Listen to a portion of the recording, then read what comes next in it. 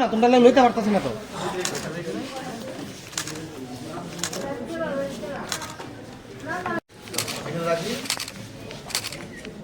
ঠিক আছে ঠিক আছে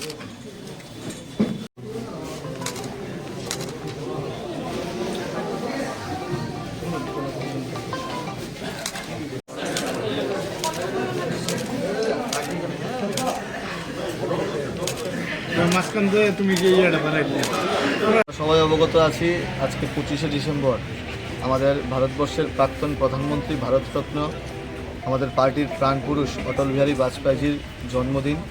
এই দিনটি আমরা বিভিন্নভাবে বিভিন্ন সামাজিক কর্মকাণ্ডের মাধ্যমে আমরা দলীয় তরফ থেকে পালন করে থাকি এবং সরকারের তরফ থেকে এই দিনটাকে সুশাসন দিবস হিসেবে পালন করা হয়। আজকে ভারতীয় জনতা যুব মোর্চার উদ্যোগে সারা রাজ্যব্যাপী আমরা একটা কার্যক্রম হাতে নিয়েছি। বিভিন্ন হাসপাতালে রোগীদের মধ্যে ফল মিষ্টি বিতরণ।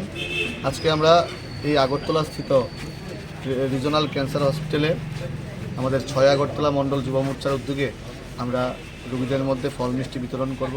এই অনুষ্ঠানে আমাদের মধ্যে উপস্থিত আছেন প্রদেশ বিজেপির সহসভানেত্রী পাপিয়া দত্ত মহোদয়া, নবনিযুক্ত এই মণ্ডলের মণ্ডল সভাপতি থেকে শুরু করে যুব মোর্চার মণ্ডল সভাপতি, যুব মোর্চার সমস্ত স্তরের কার্যকর্তারা আমরা আছি এবং আমরা আগামী দিনেও এইরকম আমরা সামাজিক কর্মকাণ্ড যুব মোর্চার ভাইয়েরা আমরা জারি রাখব।